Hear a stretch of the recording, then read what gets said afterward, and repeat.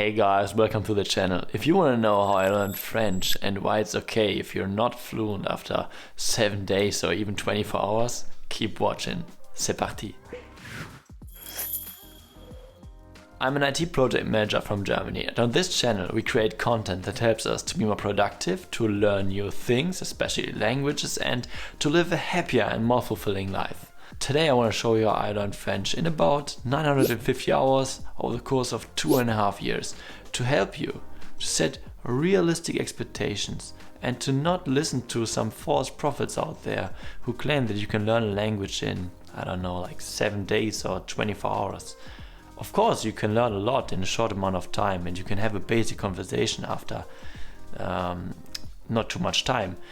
But to really learn a language and to be able to feel the language and to be comfortable in that language, it takes time. After I gave you an overview about what's to come, I will switch to French and do the rest of the video in French. Of course, there will be subtitles in English available. I just wrote down some bullet points, and I try to speak freely to not distort my real level of French. We will first have a look at why I've chosen to learn French. Then we will review when I did start to learn French and for how many hours. Also, we will review all the activities that I did during this time. Next, we will have a look at what level I have achieved by now. And last but not least, we will review what I have learned along the way, about language learning, about life, and about the French language in specific. D'accord, maintenant je vais parler le français. Pourquoi j'ai choisi d'apprendre le français? Après avoir appris l'anglais, j'ai voulu apprendre le français parce que j'aime beaucoup le sentiment d'être capable de parler une langue couramment, surtout si tu es dans un pays où la langue est parlée. Par exemple, quand j'étais aux États-Unis ou à la Grande-Bretagne, c'était merveilleux de parler couramment l'anglais. Et oui, j'ai pensé, et je pense toujours, que c'est très, très cool de faire la même chose dans une autre langue. Et avec le français est parlé dans beaucoup de pays différents autour du monde. Par exemple, bien sûr en France, mais aussi en Belgique ou en Suisse, et, ou dans quelques régions en Suisse, mais aussi au Québec, Canada, ou en Afrique. Le français est même la langue en Afrique qui est le plus parlée. Et aussi, je pense que le français est une très belle langue.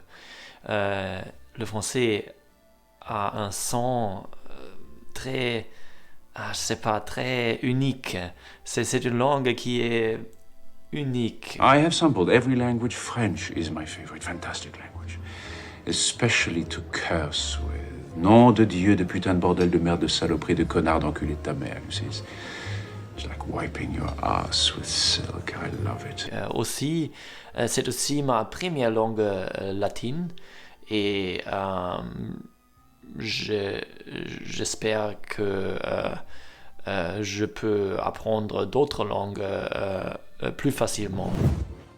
Quand j'ai commencé, combien de temps j'y ai passé? Donc, j'ai eu le français à l'école pendant 1 année. Mais c'était une vraie catastrophe. J'étais le plus pire de la classe. Et je ne savais pas pourquoi je dois apprendre le français. Et vers le milieu, où en fait, en fin de l'année 2019, j'ai recommencé à apprendre le français. Mais j'ai juste dabbled autour, around. Et oui, et j'ai aussi commencé à à suivre mon temps de la façon méticuleuse vers 2020. En 2019, j'ai passé environ, je sais pas, 20 heures. Et en 2020, j'ai commencé à suivre mon temps. Et ça, je sais pas, peut-être 160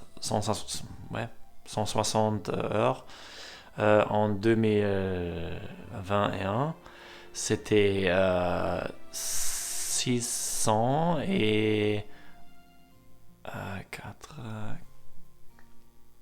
54 heures.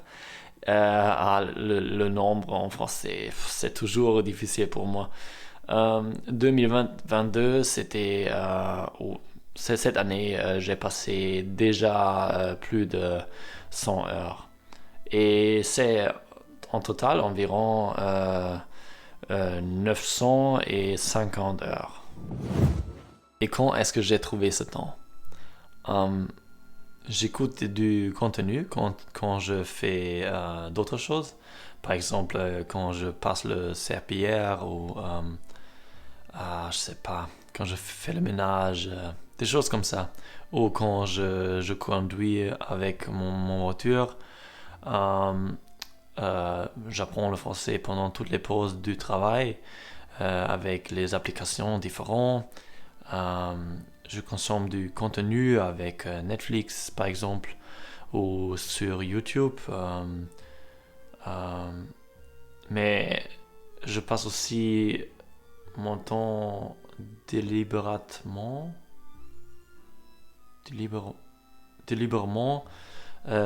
avec des applications et oui, je m'assois et j'utilise des applications et je fais des choses, je lis les livres et toutes les choses. Comment et quoi est-ce que je fais en fait? J'ai déjà fait une vidéo sur la révision de mon objectif de 2021. Tu peux regarder ça. Si tu veux un plus le détail de les choses que j'ai fait dans cette année.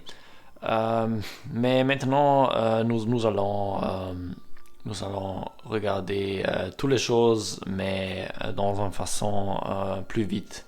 Ok, premièrement, Link.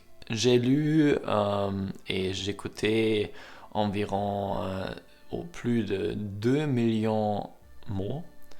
Et en même temps, j'ai 34 000 mots connus. Et je suis en train de finir mon 6e livre. J'ai appris toutes les choses avec Bouzou. J'ai fait toutes les leçons, toutes les choses qui sont là. J'ai fait le programme Mimic Method en français de Idol Sanes. C'était très cool pour améliorer mon accent. J'ai fait toutes les choses avec Drops. J'ai appris tout le vocabulaire avec Drops. J'ai fait plus de 100 leçons sur italki et une demi-heure de 1 heure chacun de ces leçons.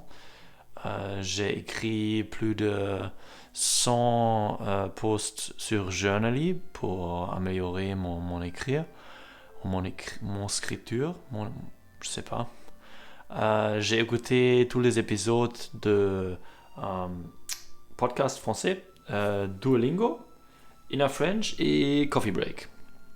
Et également regardé tout le contenu de Hello French et French Mornings with Elisa. Ouais. Et j'ai répété tous mes vocabulaires sur Anki qui j'ai collecté quand je fais de la leçon sur italki. Quel niveau ai-je atteint à ce jour? Je peux regarder des séries et vidéos sur Netflix. J'utilise toujours les sous-titres en français. Pour les choses qui sont un peu simples, je peux comprendre sans sous-titres. Mais quand c'est une vraie série, comme Marseille par exemple, j'ai besoin de sous-titres. C'est très très difficile à comprendre, je pense. C'est toujours le cas. Avec l'italien, c'est un peu plus facile. Mais le français, je sais pas, il y a beaucoup d'abréviations et beaucoup d'argot et c'est difficile. Je peux lire sans problème des livres comme Harry Potter, mais aussi des choses un peu plus complexes, par exemple Arsène Lupin ou L'Ombre du Vent. Je peux regarder des vidéos sur YouTube, ça passe très bien et je peux comprendre. Je peux avoir des conversations simples. Je peux aussi avoir des conversations un peu plus difficiles, un peu plus complexes. Mais souvent, surtout si c'est un sujet qui je ne parle pas déjà, je dois réfléchir et et parfois il y a des mots qui me manquent. Quoi d'autre? Je peux écrire en français, mais c'est clairement mon point faible. Ok, quoi d'autre? J'ai beaucoup travaillé sur mon accent avec le Mimic Method, mais aussi avec de la chanson. Et j'ai fait aussi une vidéo sur ce sujet. Et maintenant, la question majeure, est-ce que je peux capable de parler couramment? Et à vrai dire, je sais pas. Mais je pense que pour moi, d'être capable de parler une langue couramment, ça veut dire euh, d'avoir un niveau comme C1 peut-être. Et je pense que je suis à B2 peut-être. Euh, oui, il y a beaucoup de choses qui je veux apprendre déjà. Et oui, j'aime beaucoup la langue et ça c'est tout. Qu'est-ce que j'ai appris quand j'étais en train d'apprendre le français?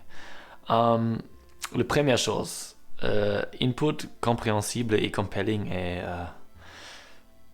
roi, est plus important. J'ai appris que Link est la meilleure application pour apprendre une langue parce que c'est sur l'hypothèse de compréhensible input. C'est définitivement un marathon, pas un sprint. Ça prend du temps d'acquérir une langue et oui, c'est normal, c'est bien. Mais la définition d'être capable de parler une langue couramment est un peu floue. En même temps, il y a une vidéo de Days in French and Swedish, ou Days of French and Swedish. Je vais linker ça dans la description. D'autres choses, fixe-toi sur les objectifs et réfléchissez sur elles. Faire et je ne sais pas le mot en français, faire du habit stacking de Atomic Habits de James Clear. Commencer petit et puis ajouter des choses. Commencer à parler plus tôt, mais utilise des choses, surtout si tu es un peu introvert, comme moi, ou un peu timide. Utilise des choses comme shadowing ou de parler avec toi-même. Il y a des bonnes méthodes et je veux faire la même chose si j'apprends une autre langue. Et ne sois pas trop dur avec toi-même parce que c'est un marathon et ça prend du temps et il y a des jours qui sont plus durs que d'autres et c'est bien. Et j'ai appris beaucoup d'autres choses, mais si je parle de ça, cette vidéo ne finira jamais. Sur la langue française, j'ai appris que c'est difficile de parler, mais c'est encore plus difficile d'écrire parce que c'est très différent les deux. Le français de tous les jours est difficile à comprendre parce que c'est rempli des abréviations et d'argot et d'autres choses. Et, c'est difficile. Le rap français a beaucoup d'offrir, mais c'est aussi plein d'argot. Et tu dois faire attention quand tu veux utiliser des choses qui sont... quand tu veux utiliser des choses que tu as trouvées dans une chanson rap, par exemple. Et quoi d'autre? Pour une personne allemande, c'est plus facile d'apprendre la prononciation de la français que pour quelqu'un qui est un natif de l'anglais. Parce que le IPA, le International Phonetical Alphabet, est un peu plus près comparé de l'allemand et de la français. Oui, c'est tout. Okay, I hope you like this different kind of video this time, and if you also would like to have more videos about the French language and about where to find good content and such, please let me know in the comments and I will produce some more videos about that. If you like this video and if you also want to build a consistent routine and the right habits to reach your language learning goals, then probably my video about my goal review of 2021 and the goal setting of 2022 is something for you. Also, make sure to leave me a like and a subscription to the channel if you haven't done already, and click on the notification bell to not miss anything new.